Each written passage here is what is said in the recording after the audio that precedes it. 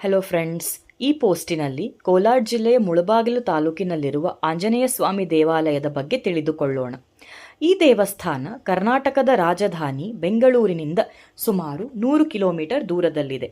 ಮುಳಬಾಗಿಲು ಎಂಬ ಹೆಸರು ಕನ್ನಡದ ಮೂಡಲಬಾಗಿಲು ಎಂಬ ಪದದಿಂದ ಬಂದಿದೆ.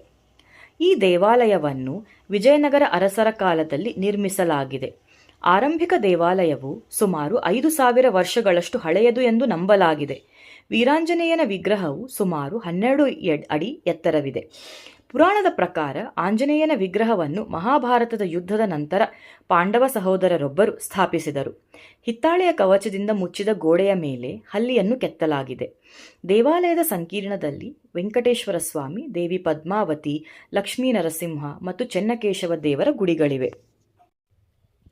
ಪುರಾಣಗಳ ಪ್ರಕಾರ ದ್ವಾಪರ ಯುಗದ ಮಹಾಭಾರತದ ಅವಧಿ ಭೀಮಸೇನ ದ್ರೌಪದಿಗೆ ಸೌಗಂಧಿಕ ಪುಷ್ಪವನ್ನು ತರಲು ಹೋಗುತ್ತಿದ್ದಾಗ ಭಗವಾನ್ ಆಂಜನೇಯನನ್ನು ಎದುರಿಸುತ್ತಾರೆ ಎಂದು ನಂಬಲಾಗಿದೆ.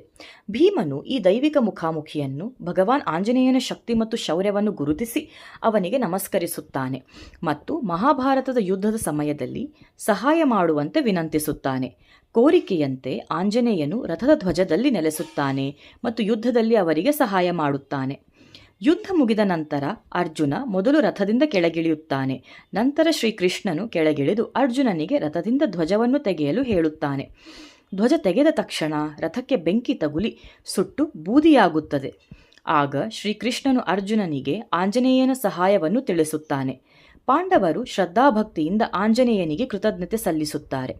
ಇದಾದ ನಂತರ ಅರ್ಜುನನು ದೇವಶಿಲ್ಪಿ ಮಾಯೆಯಿಂದ ಕೆತ್ತಿದ ವಿಗ್ರಹವನ್ನು ಪಡೆಯುತ್ತಾನೆ ಮತ್ತು ಶ್ರೀಕೃಷ್ಣನ ಆದೇಶದಂತೆ ಈ ವಿಗ್ರಹವನ್ನು ಕದಳೀವನದಲ್ಲಿ ಸ್ಥಾಪಿಸಿ ಕೇದಗೆ ಪುಷ್ಪದಿಂದ ಅಲಂಕರಿಸುತ್ತಾನೆ. ಆಗ ಕದಳೀವನ ಈಗ ಮುಳುಬಾಗಿಲು ಎಂದು ಕರೆಯಲ್ಪಡುತ್ತದೆ.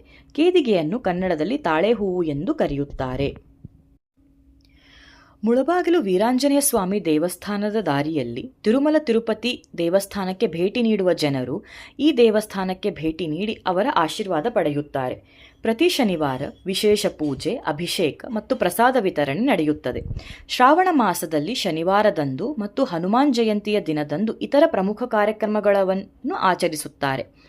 ಭಗವಾನ್ ವೆಂಕಟೇಶ್ವರನ್ ದೇವಾಲಯದ ಗೋಡೆಯ ಮೇಲೆ ಹಲ್ಲಿಯನ್ನು ಕೆತ್ತಲಾಗಿದೆ. ಈ ದೇವಾಲಯಕ್ಕೆ ಭೇಟಿ ನೀಡುವ ಜನರು ಇದನ್ನು ಸ್ಪರ್ಶಿಸಿ ಆಶೀರ್ವಾದ ಪಡೆಯುತ್ತಾರೆ.